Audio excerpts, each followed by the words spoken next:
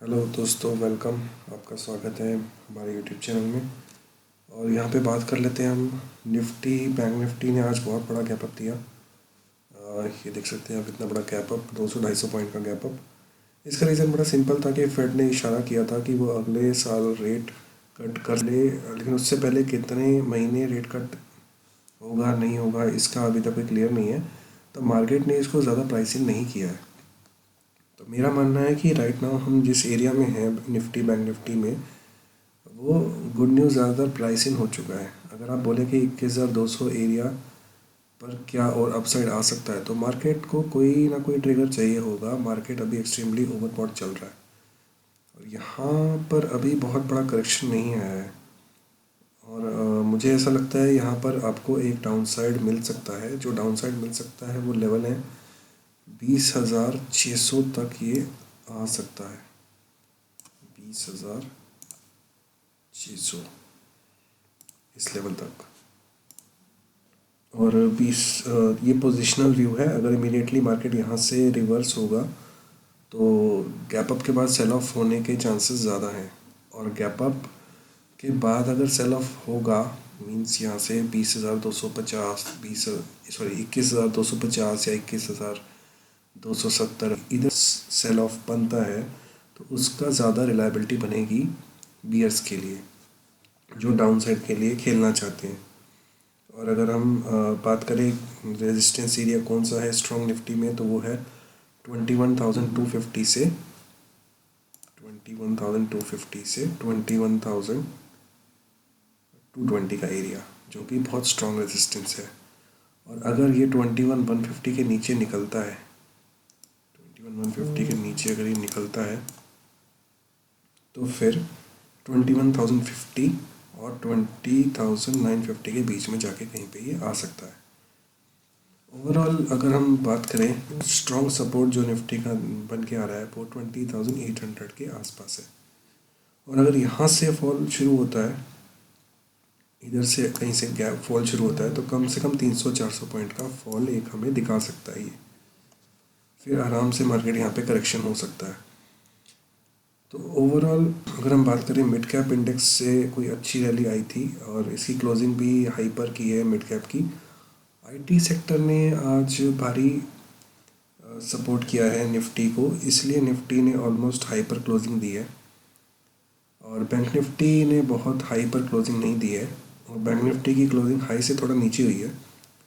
जिस तरह से आईटी ने रनअप दिया है और बैंक निफ्टी जिस तरीके से बहुत ज़्यादा पागलपंती नहीं दिखा रहे हैं, तो ये दिखता है कि बैंक निफ्टी थोड़ा बैकफुट पर आ सकता है।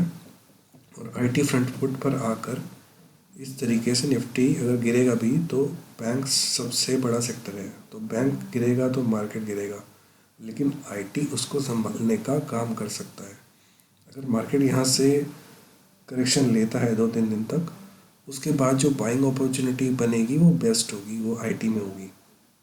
पर डिपेंड करता है कि आईटी यहाँ से करेक्शन ले तो आईटी में बाय द डिप स्ट्रॉन्गर रहने वाला है, ये मुझे ऐसा फील होता है। और बैंक निफ्टी की बात करूँ, अगर मैं बैंक निफ्टी की बात करते हैं हम लोग, तो बैंक निफ्टी में 47,730 के ऊपर क्लोजिंग हुई है। 47,730। तो इसमें क्या है, जो स्ट्रॉन्ग रेजिस्टेंस आ रहा है वो एरिया है अपने पास 48,000 से लेके 47,900 का एरिया, जो कि स्ट्रॉन्ग रेजिस्टेंस है। अगर यहाँ पर कहीं पे मिलता है तो एक स्ट्रॉन्ग सेलिंग प्रेशर बन सकता है, यहाँ से डाउन आ सकता है। आज का हाई भी 47,940 का है। तो यहाँ से अगर यहाँ से गिरते हुए आता है तो कहाँ पर स्ट्रॉन्ग सपोर्ट मिल सकता है हमें। हमें एक स्ट्रॉन्ग सपोर्ट मिल सकता है इधर 250 और 100 के एरिया पे। 47,250 से 47,100 का एरिया जो है, ये स्ट्रॉन्ग सपोर्ट की तरह काम करेगा बैंक निफ्टी में। और अगर हम बात कर लें कि ये भी एरिया होल्ड नहीं होता है तो कहाँ तक जाएगा, तो इसके नीचे जाने की जो पॉसिबिलिटी बनेगी यहाँ से, फिर ये आ सकता है यहाँ पे 46,800 के आसपास। 46,800। और अगर फॉल होता है तो बैंक निफ्टी में फॉल देख सकते हैं हम इस एरिया तक। तो यहाँ पर सेल द बाउंस है अगर हम 48,000 के ऊपर जाकर क्लोज नहीं करते हैं तो। और 1-2-3 घंटे में अगर 47,900 इसके ऊपर भी सस्टेन नहीं करते हैं 1-2-3 घंटे तक, तो ये दिखाएगा मार्केट कोशिश नहीं कर पा रहा है 48,000 को ब्रेक करने की।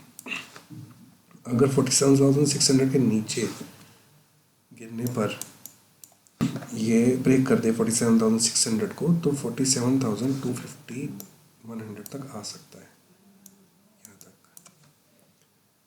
और बात करें मार्केट सेक्टर्स की, तो PSU बैंक थका हुआ लग रहा है, यहाँ पर प्रॉफिट बुकिंग आ सकती है। मिड कैप इंडेक्स भी काफ़ी चल चुका है, तो मिड कैप इंडेक्स में जिस दिन फॉल आता है तो बहुत बड़ा फॉल आता है। लास्ट टाइम जब आप देखेंगे तो बहुत बड़ा फॉल आया था 41,600 से मार्केट 39,000, ऑलमोस्ट 2,000 से 3,000 पॉइंट 5 दिन के अंदर गिर गया था। तो 1 वीक ऑफ करेक्शन में मार्केट यहाँ से गिरना शुरू हुआ मिड कैप में, तो 43,700 पर, यानी कि 2,000 पॉइंट का फॉल, तो 4 से 5% का फॉल मिड कैप में बन सकता है। मेरा मानना है कि मार्केट यहाँ से किसी भी समय झटका दे सकता है और झटके पर बाइंग करना ठीक है। अगर आप एकदम हाई पर बाइंग करने जा रहे हैं तो वो छोटा मिड कैप तो बड़ा रिस्क है। मेटल की बात करें तो मेटल ऑलरेडी चल चुके हैं, थोड़ा डिप का वेट कर सकते हैं। लॉन्ग टर्म 1 साल में बहुत अच्छा दिखता है मेटल, लेकिन IT ने अच्छा ब्रेकआउट का इशारा कर दिया है, तो बैंक्स ऑलरेडी चल चुके हैं हमारे। आपको कोशिश करनी है आप मार्केट को समझें। मतलब कई लोग पूछते हैं मेरे से बताओ कि मार्केट ऊपर जाएगा कि नीचे जाएगा, कॉल ले लें या पुट ले लें। अगर ये आपकी आदत बन चुकी है तो डेफिनेटली आप गलत रास्ते पर हैं। और आप प्राइस एक्शन सीखो, यहाँ क्या चल रहा है, सपोर्ट क्या है, रेजिस्टेंस क्या है, ब्रेक कर रहा है कि नहीं कर रहा है, कौन सा कैंडल स्ट्रक्चर बन रहा है, मार्केट क्यों गिरा क्यों उठा, इन चीज़ों को ऑब्जर्व करना सीखना है। अगर आप ये करेंगे तो आप बेटर ट्रेडर बन पाएंगे। आपको जब भी कोई नॉलेज या ज्ञान मिले उसको पॉजिटिवली लीजिए और उसको बिल्डअप करना शुरू कीजिए। तो मेरी आपसे यही रिक्वेस्ट है, एंड आई होप आपको ये वीडियो बहुत अच्छा लगा होगा। आप इसको लाइक कर सकते हैं, कमेंट कर सकते हैं, सब्सक्राइब करिए मेरे चैनल को। अगर आप लाइक करेंगे तो उससे मेरी वीडियो को और लोगों तक पहुंचने में मदद मिलेगी। Thank you so much friends.